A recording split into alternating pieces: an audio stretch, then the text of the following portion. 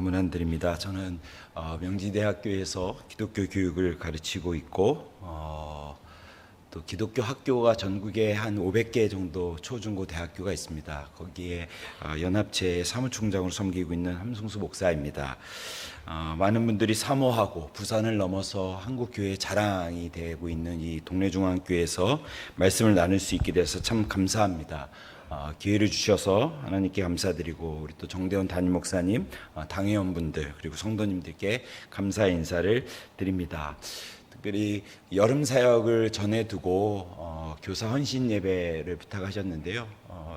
찬양 예배 때는 교육에 대해서 조금 더 이야기하고 오늘 이 시간에는 일반적인 믿음에 대해서 여러분들과 좀 나누고자 합니다. 한 부부가 있었습니다. 이 부부가 하루는 대청소를 하기로 했습니다. 대청소를 하기로 해서 아내가 남편을 깨우면서 좀 청소를 같이 하자 했습니다. 그래서 남편이 묻기를 그럼 내가 뭐 해야 되냐 이렇게 물어봤는데 아내가 그간 못했던 망치질을 좀 해달라 했습니다. 망치질. 그래서 남편이 그러면 망치를 좀 찾아와라 얘기했습니다. 그래서 망치를 이제 찾는데 아내가 분명히 망치를 사고 망치가 있는데 그 망치가 어디 있는지 기억이 나질 않는 겁니다. 분명히 망치가 있는데 망치를 찾을 수가 없습니다. 이러다가 남편 마음이 쉬 바뀔까봐 부랴부랴 나가서 커다란 돌멩이 하나를 갖고 왔습니다. 그래서 이걸 내주면서 이걸로 망치질을 했다. 망치를 하라 해서 망치질을 했다라는 이야기입니다. 여러분 제가 몇 가지를 질문하겠습니다. 이 집에는 망치가 있습니까? 없습니까? 그렇죠. 이 집은 망치가 있는 집입니다. 근데 이 집은 못질을 할 때 망치를 사용했습니까? 망치를 사용하지 않았습니까? 그렇죠. 망치를 사용하지 않았습니다. 뭐를 사용했죠? 돌멩이를 사용했습니다. 제일 중요한 질문은 이겁니다. 그럼 이 집은 망치가 있는데요. 망치를 사용하지 않으면 이 집은 망치가 있는 집과 같이 되었습니까? 망치가 없는 집과 같이 되어 있습니까? 똑똑하시네요. 희한하지 않습니까? 이 집은 망치가 있는 집입니다. 근데 망치가 없는 집과 같이 되어 있습니다. 왜 그런 것 같으십니까? 네, 저를 따라 한번 해보시죠. 집구석 정리를 안 해놔서 한 번만 따라해 주십시오. 집구석 정리를 안 해놔서 그렇습니다. 정리를 안 해놨기 때문에 사용하지 못했던 겁니다. 정리를 해놓지 않으면요 사용할 수 없고요. 사용할 수 없으면 없는 것과 마찬가지입니다. 주일날 예쁜 옷을 입고 오려고 사놨어요. 근데 이 옷이 어디 있는지 영 찾을 수 없게 되면 사실은 그 옷은 그 시점에 없는 것과 마찬가지가 됩니다. 볼펜을 사던 액세서리를 사던 무엇을 사던 정리하지 않으면 사용할 수 없고요. 사용할 수 없으면 없는 것과 마찬가지입니다. 한번 따라해 보시겠습니까? 정리하지 않으면 사용할 수 없고 사용할 수 없으면 없는 것과 같다. 그렇지 않습니까? 근데 믿음이 이와 비슷합니다. 믿음이 이와 같습니다. 믿음이 무엇인지 우리가 정리되어 있어야 합니다. 우리가 믿는 하나님, 창조하셨다는 그 하나님을 향한 우리의 믿음이 어떤 것인지 정리가 되어 있어야 합니다. 예수님이 2000년 전에 오셔서 십자가에서 이렇게 죽으시고 부활하셨습니다. 우리를 구원하셨다는 2000년 전에 예수님의 부활이 오늘 우리 가운데 어떠한 의미인지 여러분 정리가 되어 있어야 합니다. 성령님과 함께 한다라고 우리가 고백합니다. 근데 성령님과 함께 부응한다라는 것이 성령님을 의지하는 것이 무엇인지 정리되어 있어야 합니다. 막연해서는 안 되는 것입니다. 왜냐하면 믿음도 우리가 늘 살아가지만 어떠한 순간에는 믿음이 특별하게 작동해야 될 때가 있기 때문입니다. 정리되어 있지 않은 믿음은요 결정적인 순간에 작동하지 않습니다. 그리고 사용할 수 없는 믿음은 사실 없는 믿음과 마찬가지이기 때문입니다. 저는 이제 대학에 온 지 7년이 됐는데 대학에 오기 전에는 영락교회라는 교회에서 목회를 했습니다. 한 12년 정도 목회를 하고 우리 정대현 목사님과 함께 섬겼었는데요. 교회는 서울에 있는 명동에 있습니다. 명동에 있는데 사택을 신당동에 줬습니다. 여러분 혹시 신당동 가보셨습니까? 신당동에 뭐로 유명한지 아십니까? 떡볶이로 다들 유명한 줄 아세요. 근데 신당동이요, 사실은요, 조선시대에 죽은 사람의 제사를 지내주는 신당이 있다 해서 신당동입니다. 귀신 신자, 집당자를 씁니다. 지금은 이제 한자를 바꾸긴 했는데요. 그래서 한쪽 골목에는 떡볶이집이 많지만 반대쪽 골목에는 뭐가 많을 것 같습니까? 네, 점집이 많습니다. 무당이 많이 있습니다. 근데 재미난 것은 그렇게 그 점집에 예수님 믿는 사람들이 많이 간다라는 겁니다. 예수님 믿는 사람들이 점집에 많이 간다라는 이야기입니다. 어느 정도 갈까요, 여러분? 2015년도에 미국의 한 신문사가 조사를 했습니다. 교회 다니시는 분들에게 혹시 점집에 다니십니까? 무려 80% 정도 되는 사람들이 점집에 간다. 그러니까 미국은 신앙이 없어도 교회를 가거든요. 한국 사람들이 만나야 하니까. 그래서 미국은 좀 그렇다 치더라도 2019년도에 한국의 한 기독신문사에서 똑같이 조사를 했습니다. 성도님들, 집사님들, 권사님들, 장로님들, 이런 재직들, 성도님들을 향해서 혹시 점집, 보살집, 운명 이런 거 보는데 가십니까? 물어봤는데요. 몇 % 정도가 점집에 다닌다고 이렇게 응답했을 것 같습니까? 30% 정도. 30% 정도면 3명 중에 1명입니다. 3명 중에 1명이 점집에 가고 있습니다. 혹시 이번 주에 최근에 나는 답답한 마음에 점집에 갔다. 혹시 계십니까, 여기? 혹시 목사님 점집에 가셨습니까? 최근에 점집 가신 분 안 계십니까? 그럼 나는 아닌 거예요. 3명 중에 1명입니다. 근데 왼쪽과 오른쪽을 살짝, 이렇게 보면 시험 드니까 범인은 왼쪽이나 오른쪽에 있는 겁니다. 이게 무슨 경우입니까? 제가 대전에 강의가 있어 갔는데요. 재미난 이야기를 들었습니다. 어떤 목사님께서 어느 점집에 가서 교회를 개척하는데 어디에 개척하면 되는지 묻고 그 점집에게 받아서 아멘하고 개척했답니다. 우스갯소리겠죠. 이게 무슨 경우입니까? 왜 점집을 찾아갑니까?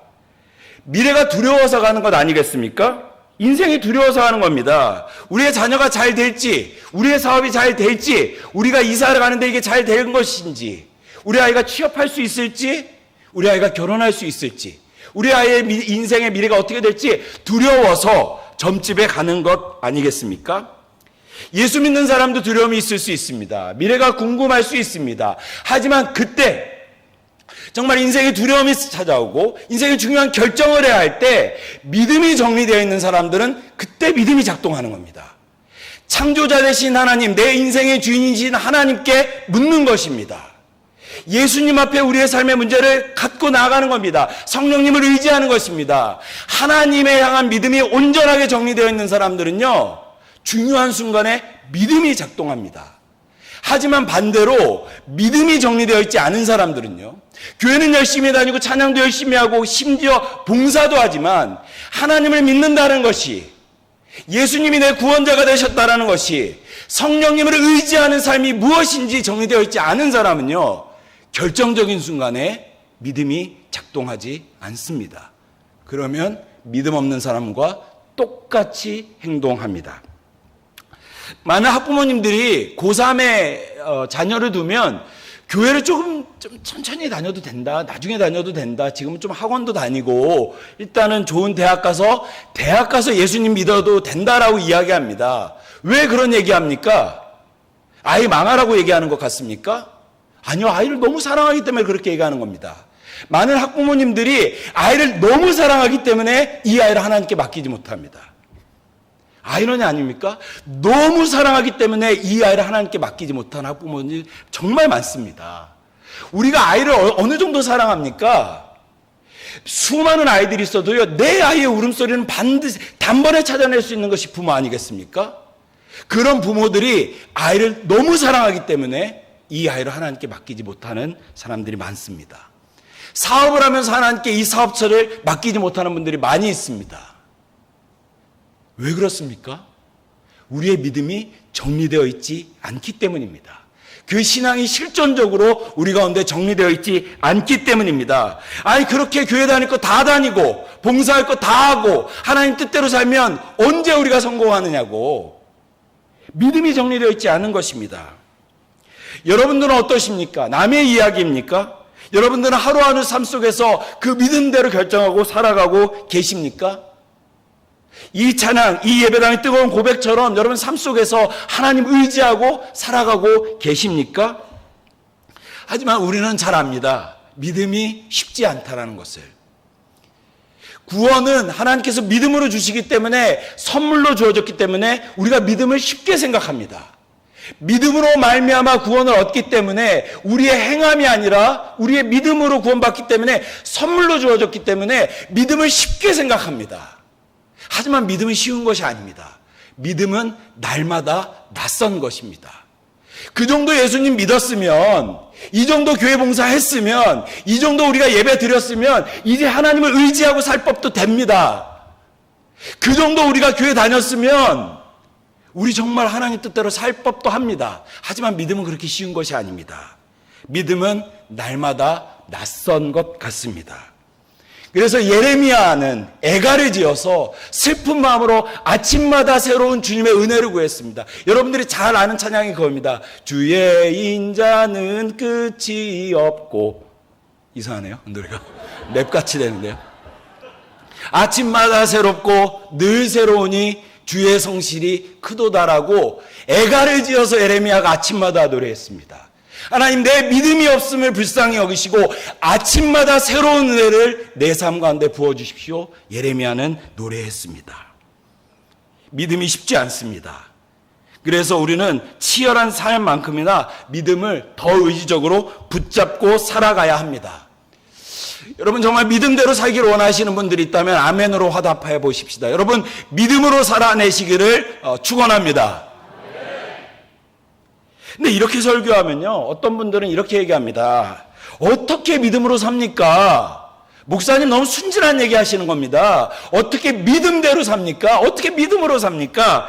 이렇게 얘기합니다. 하지만 여러분, 잘 생각해 보십시오. 우리는 여전히 이미 많은 것들을 믿으면서 살고 있습니다. 우리는 여전히 많은 것들을 믿고 있습니다. 여러분, 우리가 지금 이곳에서 예배 드리고 있습니다. 주위를 한번 둘러보시죠. 수백 명이 이에서 예배를 드리고 있습니다. 3층에서도 예배 드리고 있습니다. 여러분, 여기서 안심하고 예배 드릴 수 있는 이유가 무엇입니까?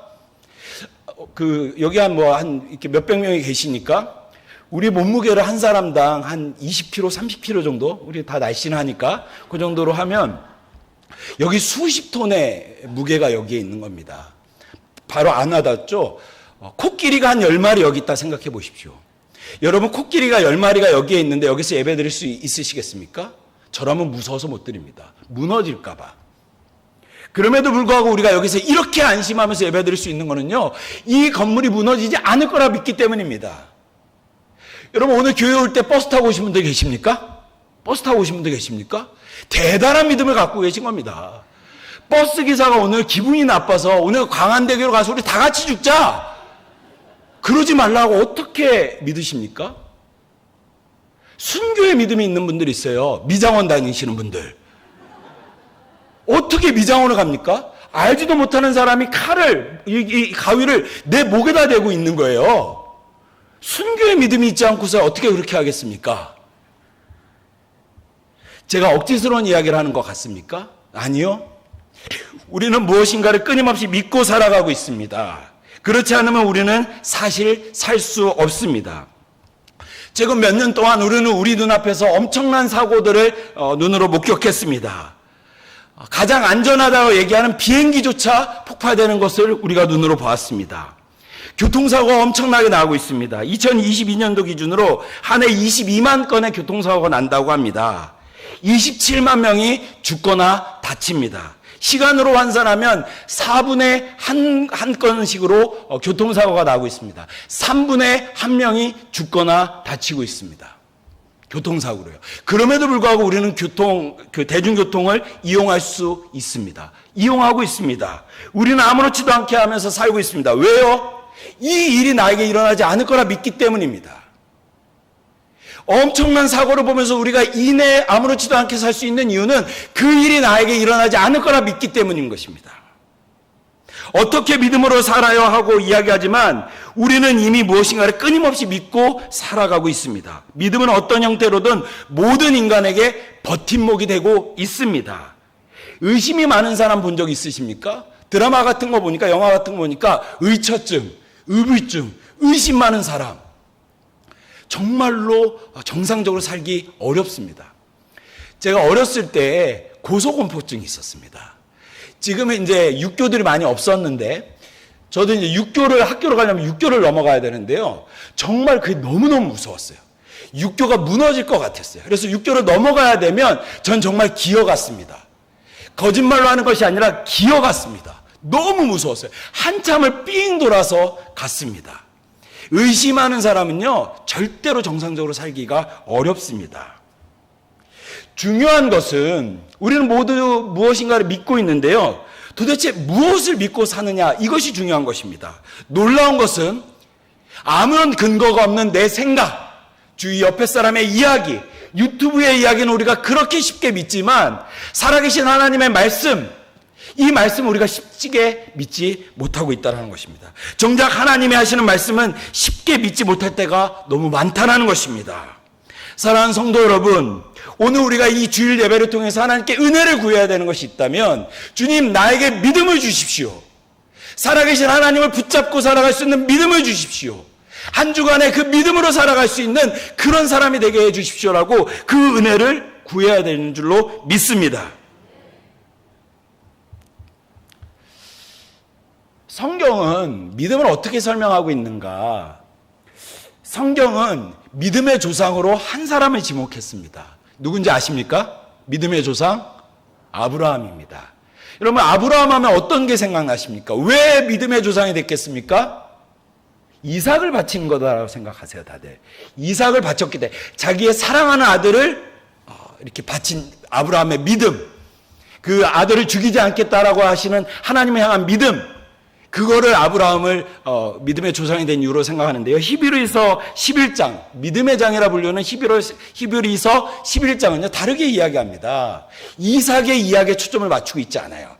히브리서는 창세기 12장에 그 초점을 맞추고 있습니다. 아브라함이 왜 믿음의 조상이 되었느냐? 창세기 12장에 나오는 하나님의 말씀에 순종했기 때문에. 그게 뭔지 아십니까? 너는 본토 아비의 집을 떠나 내가 명령한 땅으로 가라. 내가 너를 복의 근원 삼겠다. 그 말씀에 순종했다. 그게 복의 근원이 됐다. 그 믿음의 조상이 됐다라 이야기합니다.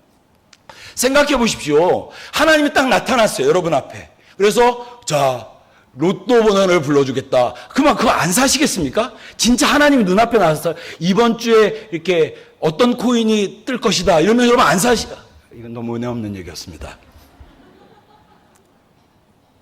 하나님이 직접 나타나서 가라 하고 아브라함은 거기에 순종했다. 그래서 아브라함이 믿음의 조상이 되었다, 이렇게 얘기하는 것입니다. 이것은 어려워 보이지 않습니다. 하지만 아브라함이 살았던 당시 고대 근동 사회를 생각하면 아브라함의 믿음을 왜 하나님께서 귀하게 여기셨는지 우리가 정확하게 이해할 수 있습니다. 창세기가 쓰여진 이 아브라함의 시대는 고대 근동의 사람들은 신을 지역신으로 믿었습니다. 지역신. 무슨 얘기냐면요, 각 지역마다 신이 있다라는 겁니다. 한국에는 한국신, 부산에는 부산신, 일본에는 일본신, 중국에는 중국신. 이런 식으로 신을 지역신 개념으로 믿었습니다. 그래서 이스라엘이 하나님을 어떻게 설명하냐면요, 아브라함의 하나님, 야곱의 하나님, 이삭의 하나님, 이스라엘의 하나님, 우리 하나님이라는 겁니다. 우리 지역, 내 삶의 하나님이라는 것입니다. 그게 고대 근동 사람들이 갖고 있었던 신인식이었습니다. 그래서 출애굽의 역사는요, 신들의 전쟁처럼 그려집니다.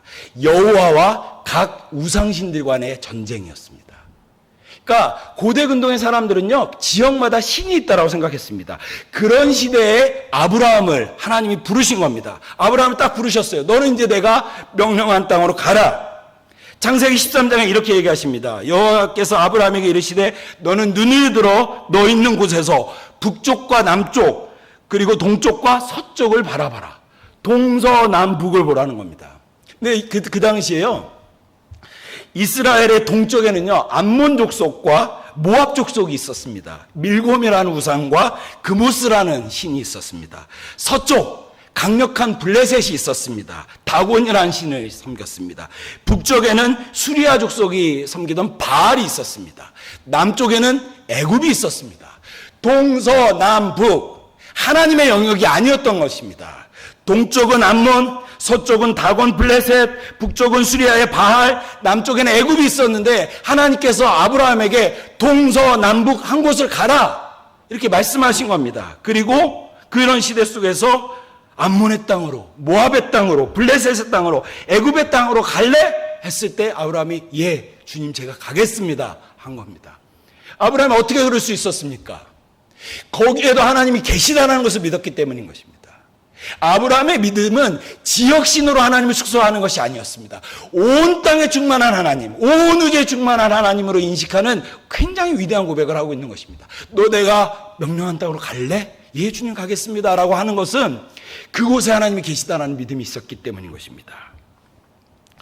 아브라함의 믿음은 지역에 국한되거나 제한된 하나님을 향한 믿음이 아니었습니다.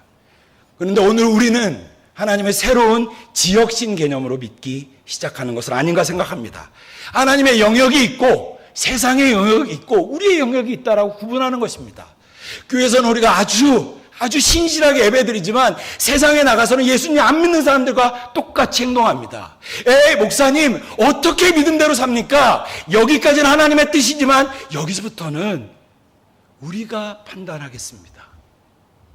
우리의 자녀는요, 우리의 사업은요, 세상 모르는 소리 하지 마십시오. 그렇게 살면 뒤처지고 실패합니다. 원을구구 여기까지는 하나님의 영역입니다. 예배당은 하나님의 영역입니다. 우리가 하나님을 사랑한다고 고백하지만 이 예배당을 바깥으로 나가면 하나님 없는 것처럼 믿음이 작동하지 않고 예수님 믿지 않는 사람들처럼 얘기하는 것입니다. 실천의 영역에서, 삶의 영역에서 철저한 무신론자들이 되고 있습니다. 그런 우리들에게 아브라함의 이야기는 믿음의 지평을 회복하라 이야기합니다. 명령하는 것입니다. 하나님은 온 땅에 충만하다는 것입니다. 여러분의 가정에, 여러분의 삶 속에, 여러분의 자녀의, 여러분의 모든 삶의 영역 속에 하나님이 계시다. 이것을 인정하고 선포하라는 것입니다. 하나님의 주권이 미치지 못하는 곳은 없다. 이 믿음 말입니다. 여러분 저를 따라서 한번 선포하십시다. 하나님은 나와 함께 하신다. 하나님은 나와 함께 하신다. 하나님 우리의 가정에 함께 하십니다. 믿으십니까? 하나님 우리의 일터에 함께 하시는 하나님이십니다. 믿으십니까? 여러분의 인생, 여러분의 자녀의 인생의 주인은 하나님이시라는 것을 여러분 믿으십니까? 심지어 우리 인생의 고난 속에서도, 고난의 자리 안에서도 하나님이 계시다는 것을 여러분 믿으셔야 합니다. 우리가 이해할 수 없는 고난의 그 시간조차도 하나님께서 함께 하신다는 것을 여러분 믿으셔야 합니다. 거기에서 물러서면 안 됩니다. 주님이 함께 하신다는 믿음이 있을 때 아브라함이 동서남북을 갈 수 있었고 담대하게 살아갈 수 있었던 것입니다. 저에게 아들이 하나 있습니다. 아들이 하나 있는데 이제 고3입니다. 고3인데 그 유치원 때 어린이집에 살 때 한 3, 4살 때 이야기입니다. 이 아이가 놀이터에서 형들하고 시비가 붙었어요. 봐도 형들이 아주 거칠어 보이는 한 6살 정도 되는 아주 무서운 형들이었는데 저희 아들이 뭔지 모르겠는데 그렇게 형들한테 대들더라고요. 근데 제가 뒤에서 그걸 보다가 야 잘하면 한 대 맞겠다 우리 아들. 왜 저럴까 했는데 저희 아들이 계속 뒤를 힐끔힐끔 쳐다봤어요. 누구 찾는 겁니까? 아빠 찾는 겁니다. 여러분 어린 아이도 압니다. 아버지가 내 뒤에 있으면 내가 담대할 수 있다는 것을. 하나님이 동서남북 어디에도 있다는 것을 안다면 우리가 담대할 수 있는 것입니다. 우리의 불안함은 우리의 하나님을 지역신으로 축소시켰기 때문이라는 것을 잊지 마십시오. 그리고 기어이 믿음의 눈을 들어 하나님, 내 삶의 주인이 하나님이시고 내 자녀의 인생의 주인이 하나님이시고 지금 내가 이해할 수 없는 이 시간조차 하나님의 뜻 가운데 있다는 것을 여러분 선포하시길 바랍니다. 그러나 사탄은 우리의 마음에 끊임없이 보이지 않는 하나님이 아니라 보이는 세상을 따라 살라고 유혹합니다. 하나님 그런 거 없어. 정대현 목사님 하는 얘기 그냥 하는 얘기야. 보이는 세상을 따라 살아. 그렇게 살면 망하는 거야. 그렇게 살면 뒤처지는 거야. 언제 그렇게 할래? 대충 타협하고 계속 보이는 세상을 더 크게 합니다. 아담과 하와를 향한 유혹이 그랬던 것입니다. 선악과를 내어줬습니다. 그러면서 뭐라고 얘기한 줄 아십니까? 너희 눈이 밝아져서 정령 하나님같이 될 것이다. 아담과 하와는 하나님을 보고 살았던 그 인물들입니다. 근데 선악과를 내주면서 하나님 아닌, 너희 눈이 이제 밝아질 거야. 하나님 아닌 다른 것들을 보게 될 것이야. 사단의 유혹이 다른 것을 보게 하는 것입니다. 예수님을 시험하면서 성전 꼭대기로 가서 온 세상을 보여줬습니다. 보이는 세상을 크게 여기게 하는 것, 그것이 사단의 전략인 것입니다. 그런 시대 속에서 오늘 성경은 우리에게 그리스도인의 삶이 이런 것이다라고 단언합니다. 고린도후서 말씀을 한번 띄워주시겠습니까? 두 번 같이 읽고 설교를 좀 마무리하겠습니다. 함께 읽겠습니다. 시작. 한 번 더요. 이는 우리가, 성경은 뭐라고 얘기하냐면요, 믿음으로 행하는 것이지 보는 것으로 행하는 것이 아니다. 이게 영어 성경으로 보면 훨씬 더 선명합니다.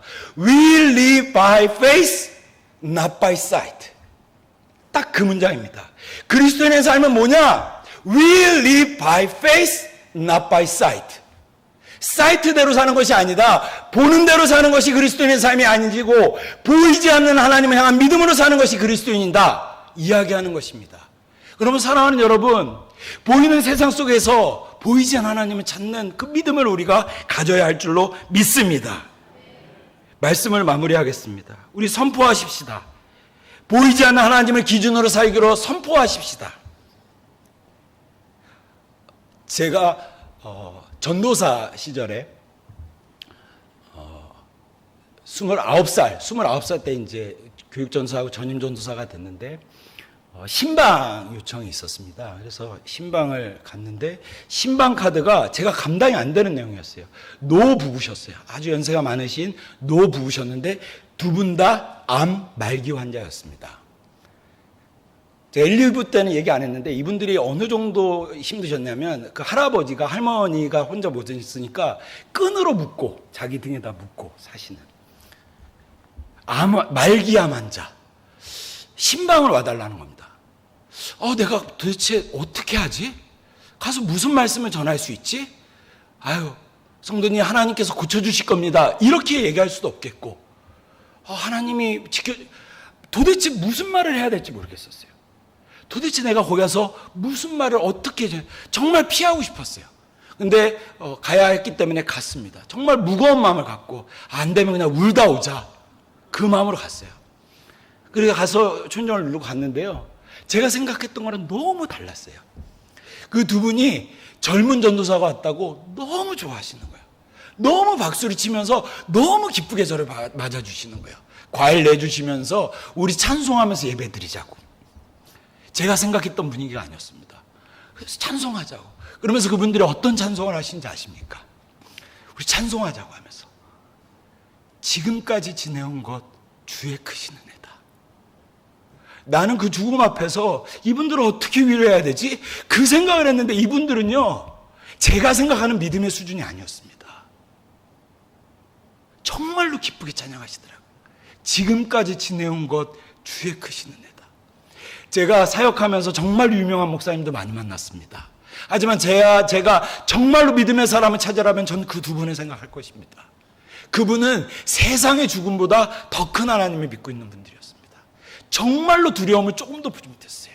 너무 기쁘게 하나님 만날 준비를 하고 계셨던 분들이 있었습니다. 이것이 믿음입니다. 이것이 살아있는 믿음이고 이것이 세상이 감당하지 못하는 믿음입니다.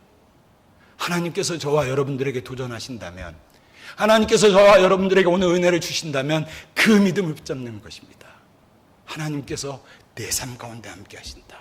심지어 고난 가운데 있을지라도 그 안에 하나님이 함께 하신다. 그 믿음으로 승리하시는 동래중앙교회 모든 성도님들 다 되시기를 축원합니다. 함께 기도하겠습니다. 좋으신 주님, 주님의 날에 함께 말씀 앞에 섭니다. 주님, 우리의 믿음 없음을 불쌍히 여겨 주시옵소서.